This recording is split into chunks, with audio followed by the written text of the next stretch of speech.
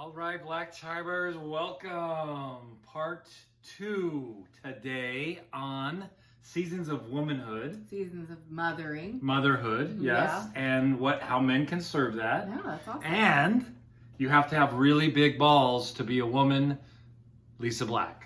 We should make t-shirts. We should make t-shirts and caps. I could see you wearing that backwards. No, never mind. All right, baby. So, okay, last week, let's review real quick. We hit, there's lots of seasons in motherhood. Yes. And mothering means if you're a foster mother, a stepmother, an adoptive mother. You are a mother. If you don't have children, you still have a mothering spirit. Mm-hmm. We've talked about that, right? And then there's so many seasons of mothering, and some of them are really difficult, especially as you birth a child. And I love this. We changed Postpartum depression. to Adjustment. No, I postpartum celebration. I don't remember know. either. I don't know. Anyway, we're redeeming words because, Yes. like midlife crisis for men is, like I said last time, BS. It's we don't go into midlife crisis. We do change, and it just means we transform into something better. Hopefully, you're becoming a king. We don't need to go get a little And not a girlfriend and a jerk. sports car. Yeah. And so, redeeming That's going words. backwards, Okay. basically. Yeah. So take us into part 2 of this, and I love this because we're getting great feedback on, young mothers especially really need this, but I want the guys to know how to serve this. And we talked about it on the last podcast that you really taught me that it was ultimately going to just be you and I, and we had to have that time together throughout our whole marriage. And we made that priority. And if we stopped fostering this, it was going to hurt our children. Yeah, so you're watching not us. Not taking care of your marriage is bad parenting. You're watching us on video, so you just saw my wife grab my chest. I didn't grab hers. It was awesome. On our Patreon site, if you're watching video, rest of you on iTunes and SoundCloud, welcome. Let's go, baby. Nice boobies. All right. Okay, so I just wanted to do a quick little conversation about working mothers. All mothers, of course, are working. A lot of controversy out there, a lot of social media shaming, which is just pathetic because we need to be supporting each other. And I think most women do want to work outside the home, and I can tell you why. Because laundry and babies and cooking is this cycle that never ends. Yes. And other than Mother's Day, nobody says, you did such a great job. And I would prepare these meals that I really put a lot of time and effort into, and I'd present it to the family, and it was like, well, I don't like that, or I don't want that, or I don't like vegetables, or I don't like green things, or whatever. And I'm thinking, I'm trying to nurture you and love you people through this, and it's criticized, and you're told more about what you're not doing enough of than what you're doing right. Well, and that's absolutely 100% true. And yes, I don't like vegetables. Thank you very much. She pointed at me on the video for those of you not watching. And I would say that women are really damn good at their jobs. Yeah, we are good at And our jobs. I again, bragging on my daughter-in-law. She's got a 2-year-old, a 7-year-old. They've adopted a teenager, her and my son. And she's got a career. She has a big career. She's incredible at it, and she's raising millions of dollars for inner city initiatives. And so it's both and always. Right? And I think she would tell us that she always feels a little torn. And right. I always felt a little torn. When I was at work, I was thinking about my family. And when I was with my family, I was thinking about my projects and things I need to be working on. The reason women love working outside the home is because my boss would sit me down and say, you are an excellent leader. You're a great employee. We really appreciate what you're doing for us. We want to give you a raise. And you're like, oh, what I'm doing matters, and someone noticed. And often when we are raising small children, it doesn't feel like anyone notices, and it's extremely hard work. Okay, and I would say that's true. Just a shout out to us guys. Yeah, absolutely. For us men as well. Absolutely. We get accolades at work. We get pats on the back. I mean, I had a young couple. The guy said to me the other day, you know what? She can leave because at work they all think I'm awesome. They know I'm an awesome dad. I keep getting raises, and she just doesn't like me. And the truth is that it needs to go both ways. It's sad. We really sad need when we don't appreciate each to other. celebrate one another. Yes. And someone asked us the other day, like, what if you could give me one word about why your marriage is awesome? It's because we try to outserve each other. Yes. And I do outserve you, but. Okay, we'll let that go. Cool. No, you bring me tea, you make breakfast, I iron your shirts, Yes. I'm crisp in my turquoise, yes. We think of each other, and we're not keeping track of, I did this for you, you better do this for me, especially mentally. We're not communicating with each other. Right. We just try to outserve each other. Right. And that takes years to figure out the vibe. And again, for those of you listening to the podcast with us, you don't need to be right in marriage. You just need to love each other well. Yeah. So if you are a woman that loves working outside the home or has to work outside the home, like I did, I really didn't have a choice as a single mom, then here's the thing, is the guilt it seems like it's always there, but really it is the quality time. And the key is to find whoever is with your children, that they are meeting their needs and they are nurturing, and that they're, that's why I really do feel like we're supposed to work together. Like grandmas need to come. I do feel like when we go visit our kids, I wish I was closer, because I would love to like have quality time with my grandchildren and give my daughter-in-law a chance to do some of the things that she needs to do without people hanging on her. Right. So it'd be great if we work together, but do the best. We're all doing the best we can. And your kids aren't going to remember how much you screwed up when they were little. They have a lot more grace for that. They probably won't feel abandoned, because they're just, if their needs are being met, they're okay. They do want to be with their parents. Yes. And so when you are done, it is going to cost you a little bit, because at the end of the day, when you're tired and you'd really like to unwind, your children, for fathers and mothers, are going to need you. And if you give them focused time and you're really present, it does give you some extra leeway. Like I would start off something with our kids and be really present, and then they would kind of carry it along, and I didn't need to be there, and I could go do what I needed to do as they got older. Yeah, well, it's all about, again, it's so simple, quality time, not just quantity. Mm-hmm. And you don't need to put a video in front of their face 24/7 as a babysitter. I know you need to do that just to get a breath and to get a break, but we see that overdone quite a bit, where the video becomes the parent, basically. Yeah, that's not good. You don't want to do that. That's not good. And our daughter-in-law has figured out, we were just visiting with them, how to work together with other moms in the neighborhood. And instead of spending, all this money on a nanny, they kind of made one of their homes per week, like the preschool, and they all pitched in with food for lunch for the kids. They hired a really qualified woman. It's a great idea. Fantastic She's idea. getting paid really well. The kids are playing together. They're in their home. It worked out really. It's working. That's well. Awesome. Yeah, and Very then you have to adjust when the nanny quits. So we kind of talked about the baby years and the intensity. The baby years are the most physically exhausting for the parents. Your sleep is disturbed. You are constantly serving. You're wiping things constantly. We're not doing that with our 20-somethings right now? No, we ignore our 20-somethings. But you can call them back when you have time. Yes. You can make them wait. That's true. And so the key to mothering well is taking care of yourself. Okay. Wow. So the key to mothering well is taking care of yourself. Yes. Okay. And I think real frustration comes in when we're expecting our husband to take care of us while we're taking care of other people. That's a lot of pressure for him to, first of all, guess what you need. Second of all, be the main provider of And by the way, we do have to guess because we don't know. They don't know. So it's a really good time to have a conversation about how to work together. And I think young married couples with small children have to talk about, listen, this is going to be the next 6 years of our life. I would prefer not to just survive it. I would prefer to thrive in it. I know you do too. How can we make this work for both of us? Yeah. And fathers do need to understand, if the mother of their children is home all day with their small children, they too, after a work day, want to come home and let go. This is not the season where it's all about you. Right. And it's a season, and it's going to go fast, and you're going to mess it up, and you're going to fail at it, and it's going to be really hard, and that's good too. That's okay. Yeah. It makes the next season worth it. Yeah. So.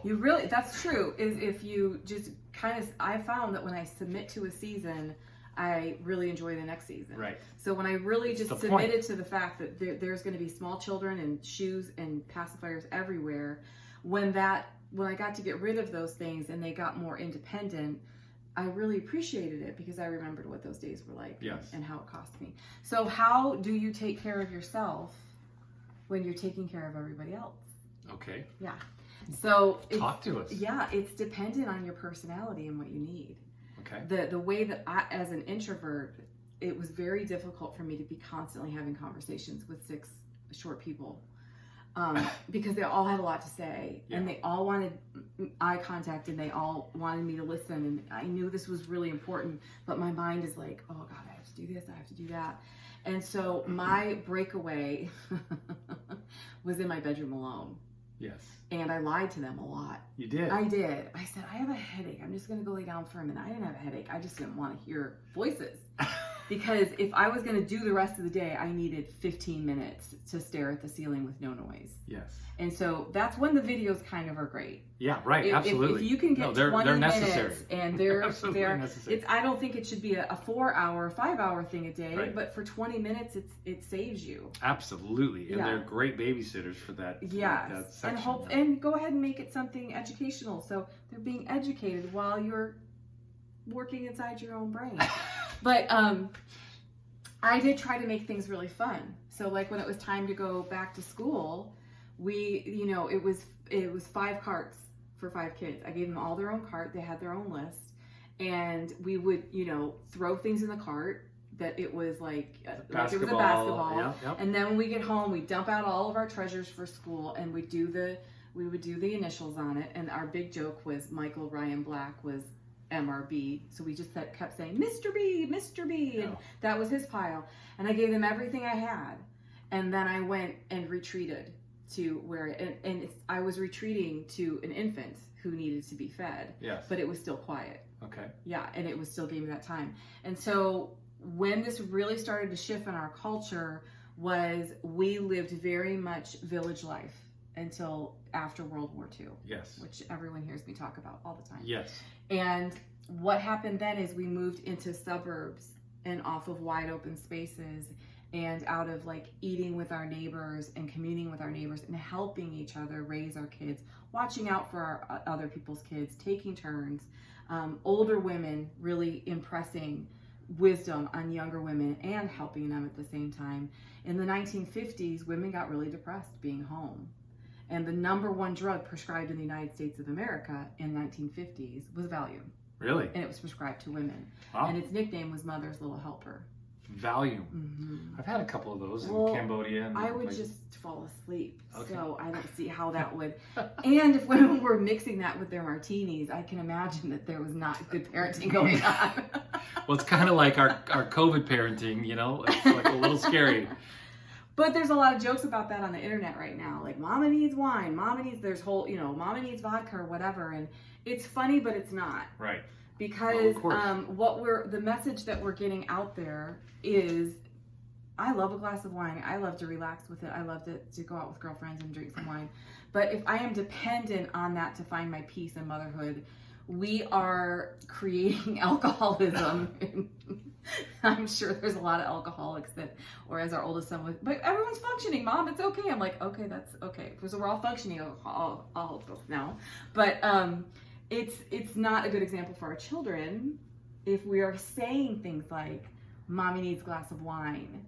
Because then as they get older, they're going to be like, oh, in order to cope with life, I need a substance. In order to cope with somebody like me, somebody has to drink because I'm not worth it. No, yeah, I hear you. I mean, again, we're not anti-alcohol. No, not have at a glass all. of wine with Not your at husband, all. go on a date, do those things. But to say that you have to have it to cope with your children is probably not a good idea. Probably not a good idea. Yeah. And it's not true. You don't have to drink alcohol to cope with your children, and you shouldn't have to take Valium. I mean, a shot of whiskey every once in a while, fine, Mm-hmm. but yeah. I mean, if we had to go to a birthday party at Chuck E. Cheese, I would probably say, can we go to a sports bar after? Right. Because I would like to have a beer and watch some football or something to change my mind from the scary big rat that we just encountered and all the screaming children. So we do that, but probably a better way to say that is, Mommy just needs some quiet time. And I used to say to our kids, okay, for the next 10 minutes, everybody talk inside your head. And you could watch their little eyes, like trying to see in their brain, like, what am I saying to myself inside my head? Okay, so how do you do that? You've got 3 or 4 little ones. Yeah. And you've got one you've got to breastfeed. Mm-hmm. And how do you trust that? We couldn't always trust those kids to be alone. Mm-mm. So then if I could get home and help, that would be awesome, Mm-hmm. but that wasn't always the Mm-hmm. case. So, how, I mean, what does that realistically look like? Yeah, and I mean, for me, a one lunch with a girlfriend or a date with you and having something to look forward to was, I can do this right now because I'm going to be a whole person and then we end up going out and talking about our kids anyway. But to have something to look forward to, it kind of breaks up the monotony. And I want you to, that's what I wanted you to hear, men, is that we have got to give our wife something to look forward to at the end of the day. I don't care how hard your work is. I don't care how much work. We were born to work. We with the toil of our hands, we work as unto the Lord. The point is that we work really hard. That's our point. Mm-hmm. And we're okay with that, and we're good at that. And then what we work even harder at is how do we serve our wives, especially as they're becoming mothers or they are mothers. How do we serve them in that way that gives them that hope at the end of the day or the end of the week that there's something really special coming up? That's why we've always practiced a date night. Didn't matter if we just had to go in the room with a candle and have a little babysitter even at the house or whatever we had to do. We just consistently dated each other for the last 20 years. Yeah. And I mean, there are going to be moments of chaos where you have absolutely no control over it. And in those moments, you got to take a deep breath and just kind of, take it all in. And you always have to think, what do I have control over? What do I have no control over? But people that live in perpetual chaos are going to have chaotic children. And the mothers that I have experienced that struggle maybe mentally or just really can't get their things together, and I have compassion for them, but sometimes I think, if you just did some simple steps here, you could take a lot of chaos out of your life. It doesn't have to be. You don't have to live in chaos. Okay. And so for me... But it's pretty chaotic when you have young ones running around. But the best thing you can do is it's playtime and there's toys everywhere. That's how it is. But when playtime is over, in school, they're going to learn. You pick your things up and then we move to a different section. We need to have a big basket where all the things go in. And even an 18-month-old can take their blocks and put it in a basket and they like it. Right, it's like a game. Yeah, you turn it into a game. Preschool teachers are smart. They turn it into a game, okay. And it's just part of it. So one of the things I did when our kids were really small was because we had such strong leadership in all of our children, and everyone thought they were the boss, and everyone thought they should be the boss. One day I was like, why am I fighting this? I need to capitalize on this. Yes. And so our chart was supervisors, and everyone had their chore or their job, but they were not. This is your chore, this is your job, you are the supervisor of this. And that made them, it empowered them, and then they were like, I'm the shoe supervisor this week. The shoe supervisor. And instead of saying, Tyler is in charge of cleaning up the shoes, I said, Tyler, aren't you the shoe supervisor? And then he was like, I'm the shoe supervisor. Which when you have 6 children, there's a lot of shoes. Yeah. And so he picked them up and organized them. There was a basket. He delivered them all to the bedroom. We had a floor supervisor. So when the floor needed to be swept, that was that child. We had, they had a bathroom supervisor, and it was more of an empowering thing. And it was also great to manipulate their little minds to thinking that they were doing something really great. Well, and now they're all leaders. So they look what are you did. great You did leaders. it. And you know what? Their houses are clean and organized, Yeah. and they're hard workers. We were worried for a little while there, but it turned out great. Yeah. And I don't think that's necessarily from my extraordinary mothering. I think they had choices that they could make what they wanted their life to look like. But if you live in a chaotic space, your mind is going to feel chaotic. Yeah. If there's clutter everywhere, all the time, there's going to be clutter. There's going to be clutter. But if people are throwing, toys constantly and there's food everywhere, it's going to be hard to bring that down. Yeah. Because it does affect you. And so a particular mother that we worked with for a while that was very chaotic in her personality, and she couldn't sit, there was really a lot going on there. Her children would be calm with me, but when I would take them to see her, they would start getting chaotic and hyper. They can feel it. And it took me 2 hours to bring them back down. Oof. Yeah. Actually, it took me about 4 hours to bring them back down. Yeah. Yeah. I called it re-entry. Okay. And there's sometimes where us men can come and, like you would always say, it's bedtime, and I'm throwing kids and bucking them, and it's quiet time, and that was kind of my way of unwinding with them, right? So we had to switch it because I believe that dinner time is a family time of fun and conversation. Yeah. And if something serious comes up, we can deal with it there. And then after that, I was gearing the children down. And so like they have lavender baths and they have lavender lotion, and I was massaging toddlers and babies. Yeah. And then I would start bringing their heart rates down, and then you would come and throw them on the bed. Yeah. And then an hour and a half later, when they're jumping on their bed and not sleeping, I was like, I really feel like this is your influence because I got their heart rates down and you got them. So it'd be great if you started maybe after dinner to roughhouse and throw them around, and then you were a teen. Well, when I was coming in to do their Bible stories, it was a perfect time to throw them on the bed. Anyway, yeah, so it is good to talk about that stuff and then quiet them down. Cooperation is extremely helpful. Cooperation. Okay. Yes, all right, what you got? Okay, so the 1 to 5 years is critical, obviously, and both parents the involved, most important, right, to set foundation. It really is really important. So if you're thinking in those time, these are the people I have the most compassion for in life, are the people that have children with severe disabilities where there's no separation in how much they're going to need them. Yeah. We have friends that they're going to have diapers on their kids till they're in their 80s. There's just no way around it. And so they're always going to be in that physical caregiving mode. And your dad's in that in a lot of ways. And that is exhausting. Yeah. Most of us, however, will find that it is a season from 1 to 5 where it's very physical for you. And then they kind of start getting a little more independent physically. They're still dependent on you emotionally and to provide for them, but it does switch. So this is a season where children are learning and they're curious and they touch things and they reach out for things. And it is our job as parents to protect them if their little hand is going to sort something that is going to hurt them. But I never really understood people that put out really valuable things for a 1-year-old and then smacked their hand when they went to reach for it. Right. A child doesn't understand that vase cost you $3 million. They just know that it's blue and it's pretty and they want to touch it. Right. So if you're parenting that way, you're an idiot. Right. But I saw that when I had my kids.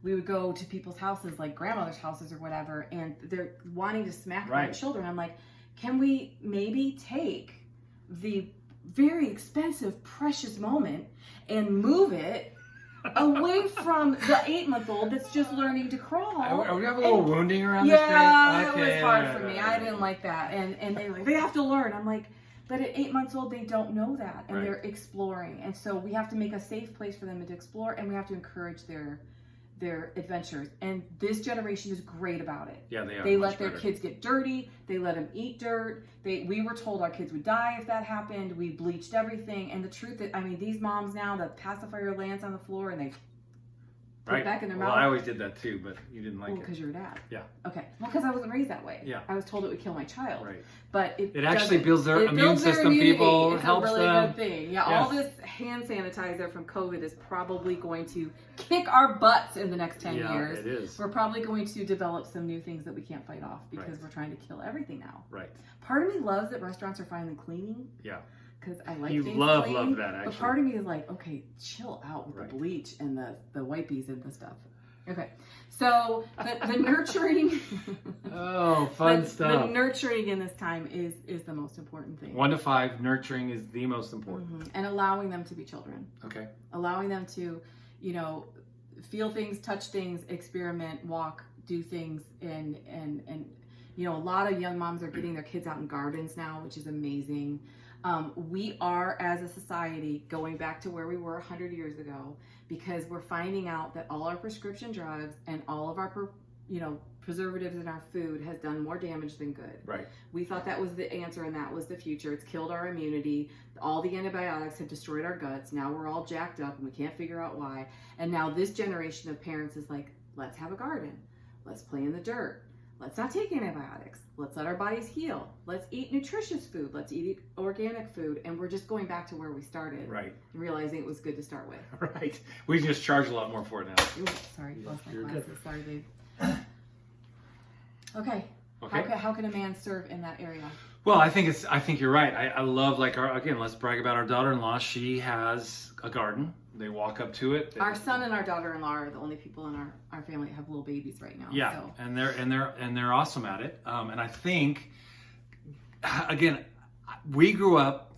this is a little controversial. That's what we do. Well, I mean, here's a great quick story. So my special needs nephew. He's 29, and we bought him a bicycle for his birthday, and I took him out in the little neighborhood to teach him how to ride it. Now he's a big 29-year-old, and he doesn't have any balance, and so we didn't have the helmet yet, and I was being judged by the whole neighborhood.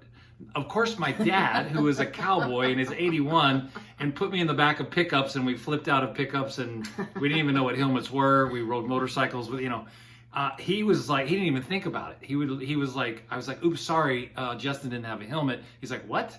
Like, we didn't even think of those things when we were kids, right? No. And now, again, of course, we want to protect them. Of course, We want to protect helmets their are little great. brain. All those things are wonderful. Please don't give me a ton of feedback that I'm a vicious, horrible man. I'm just saying we've over-coddled and over-protected. Yeah. And we need to get them dirty. We need our kids in the dirt, right? Yes. And gardening is a good way to do that. Gardening is a great way to do the that. soft side is my grandfather. Yeah, you are awesome that way. I actually said it to my dad, who has had 4 major head injuries, that Noah was like skateboarding now, and he didn't plan on wearing a helmet. I'm like, you're fine. You're not going that fast. He's not the most daredevil of our children. And my dad, who strapped me on him when I was 6 months old and took me on Harley rides. Yeah. When I didn't have a helmet. Eventually, when I got older, he bought me a little baby helmet. This man now, as a great grandfather, is like, you make Noah wear a helmet. Right. I'm like, wow, how things change. So interesting. Well, it is wisdom. A few head injuries, and he's a different man. Yeah, well, yeah, the head injuries. Of course, it's wisdom, but we can't like over panic about it all the time. No, and what I did was I literally birthed our son Noah into fear. We had been through so much trauma already by the time he was born that I pushed him out and I clothed him in fear. And now he's spending his life as an 18-year-old stepping out in things that he didn't do when he was younger because I put so much fear in him. Yeah. And it was because I thought, if anything happens to this child, I'll die. Yeah. He picked that up. And so he became very cautious and he wasn't risk-taking. That's interesting. So, and I would agree with that, except that you've done much better as he's gotten older. Well, so, he's going to be 18 next month, so I probably, or in 2 days or something. Yeah, I probably should, yeah. Okay, so, so let's talk about that. When we parent our children in fear, especially in this 1 to 5 age range, it literally imparts fear into their little spirits. Yes. And they react to things out of fear. Yes. Instead of we reproduce faith. Yes. We're not stupid. Don't wear a helmet. But we do produce faith. You get to go out and get dirty. You're not always having to put hand sanitizer all the time because you need to get immune to some things, right? Yes, and you can watch a 3-year-old little girl who her dad's like, let's try the balance beam, and she's like doing the balance beam. Yeah. If mom is fearful of that, she'll see her mother's face and she will lose confidence. Yes. And so there were times where I was like, so-and-so needs to learn how to ride a bike. That's a dad thing, because my fear and my protective instinct is going to stop him from feeling confident. Yeah. So there are things that I was like, you need to deal with this because you're not afraid of anything. And I want my child to do this. This is a good thing, but they're going to see me and they're going to lose confidence in that. So it's good to know that. Okay. All right. So as far as self-care, we'll wrap up with this. This is a big question for all humans right now, because we are having a lot of fake rest. So a huge chunk of this generation they veg on Netflix, or they veg on media, or they veg, like they are feeding themselves hours and hours and hours of video games. Their bodies aren't moving. I've never seen a person that's a gamer that's in great shape. Right.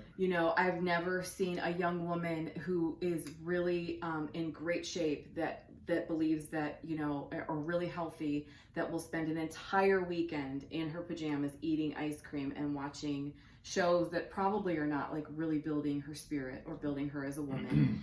And then we're wondering why we're depressed, and we're wondering why we don't feel good, and we wonder why and the other thing we notice a lot in this, as we're coaching young parents, is they let their kids watch everything. They do. Like horror flicks and then our kids are scared and we don't know why. The thing I asked of our older kids when we had Noah was, guys, I know he's going to see things. I know he's going to be exposed to things. I don't want to put him in a bubble. But if we can maintain innocence as long as possible, it will give him a firmer foundation of confidence in dealing with those Again, things. not fear. No. But out of wisdom that this little 4-year-old probably shouldn't be watching it. Well, we are anesthetized. Like the things that scared us when we were little are. I remember my heart rate going up over a movie that was made in the 1930s. It was a black and white on a Saturday, and at 6 years old, I walked in a room and this woman was being choked, and it really bothered me. I had nightmares for weeks. That is so mild compared to what our kids are exposed to now. Right. And I know someone's going to say that's real life, that's whatever. Even children that have been through wartime, eventually the war ends. Right. When we have violence and scary, terrifying things coming at them all the time, their bodies are revved up all the time in a fight or flight mode. That's going to affect their health. It's going to affect their mental health. It's going to affect everything. So I strongly disagree with this theory that we don't protect children from those things. Right. We need to protect them from it. Okay. As much as we can. Okay, so a woman that is in the wonder years, as I call them the wiping years, because you're either wiping someone's butt, someone's nose, or a countertop. Okay. It's very glamorous stuff. How do you take care of yourself when you're giving everything away? And so you have to adjust your ideas of what that looks like. Okay. When you're single or you're in a relationship and you don't have any children, you can go to the gym for 2 or 3 hours. Right. Putting your kid in the gym, daycare for 4 hours is probably not going to be beneficial to either of you. And so you have to rethink, like, what does this look like? So getting outside in the sunshine on a nice day, going for a walk, picking flowers. It may not be the activity that you would choose if you didn't have children, but fresh air and vitamin D in the sun is going to feed your spirit, soul, mind, and body. Okay. And good nutrition. So if you live like in Seattle, or if you live in the Midwest with the humidity and you cannot get out there and get some sun, what do you do? Move. Love it. I am considerably happier in Colorado than I am any other place. Well, and I loved Spain because the sun was always shining. And that affects me. Yeah. And it affects several of our kids. And when we go to places that are always overcast or always raining, I feel it. And there is a transference of that sunlight and that vitamin D that actually does feed our body nutrition. So you've got to figure that when it's a nice day, get out there. Yeah. When it's a rainy day, snuggle in and deal with it. But I always had a treadmill wherever my kids were playing because I needed to move. Right. And I raised my kids in Michigan when they were really little, and you don't go outside, you die. Like you can't, and there's nowhere to go and nothing to do. And so I actually lost 40 pounds after I had Alexis walking inside my house, and my house was 900 square feet. Yeah. So where there's a will, there's a way. Okay. So figure out a way to bring exercise, take life. Care of yourself. Okay. Do yoga with your babies. Yes. They love it. Be creative with that. Give your brain a boost. So if your kids really like coloring or doing something like that, that's a great time to write in your journal.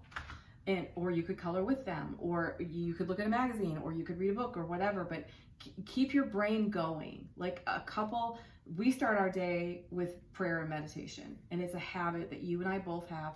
We're not together when we do that. You usually sit on the couch. I usually prop myself up somewhere. We start our day that way. And meditation and breathing helps everybody. Right. It's across the board. And so teach it to your kids. Yes. Okay. And teach them how good it is to be quiet. All right. Yeah. So self-care, exercise, sunlight, what else? Pampering yourself. All right. How do you pamper yourself? Well, it's always very important. You have a child hanging off your boob all day long. How do you pamper yourself?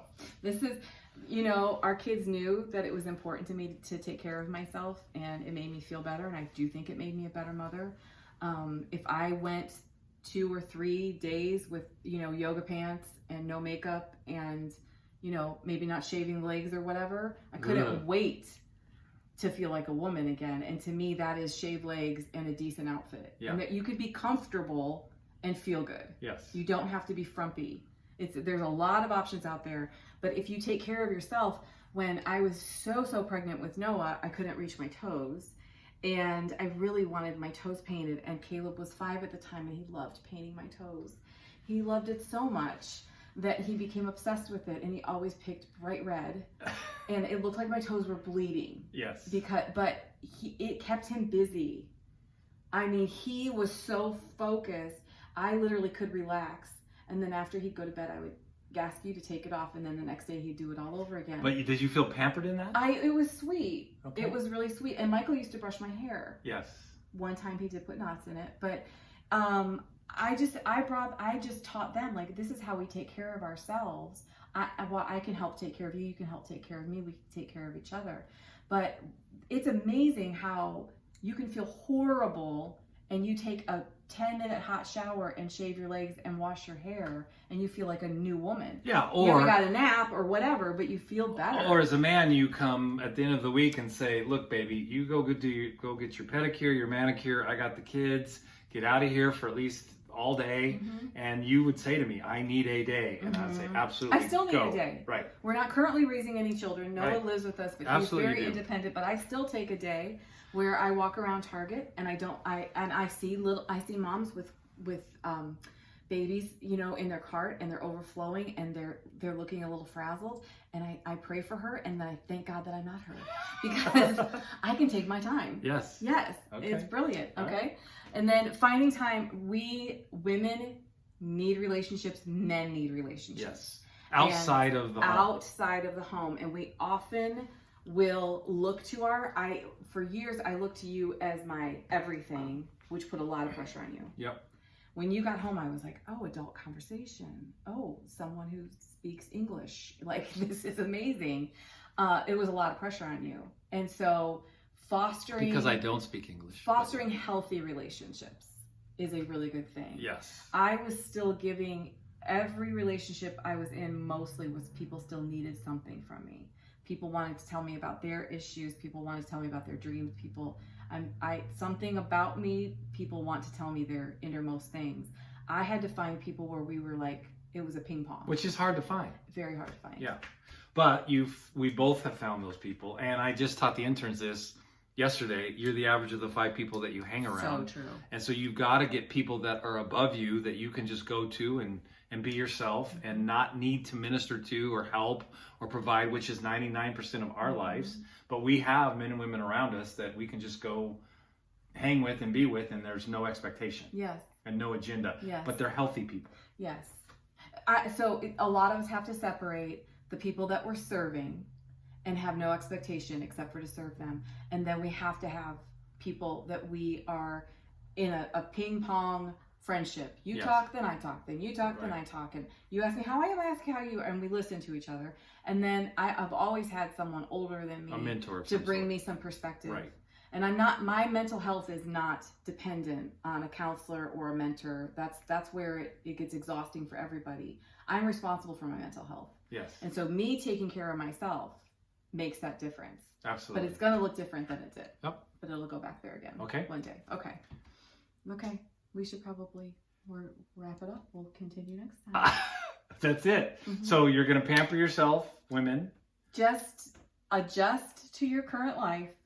Figure out what it is that you need, and then make it happen. Okay. And- And men, come around them, be creative, and help them even if you don't get it, because you really don't need it nearly as bad as they do. Women's jobs are way harder than ours, especially when they're balancing a career and babies.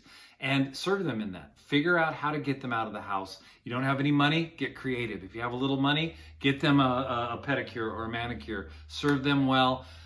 GaryandLisaBlack.com, new coaching site up. Patreon.com/GaryandLisaBlack if you want to watch the videos of these. iTunes, SoundCloud out on Friday. We love this. We'll pick up on the next podcast with some more self-care for motherhood. Okay. And then we'll go into some more of the stages. Awesome. We're going to go all the way to adulthood.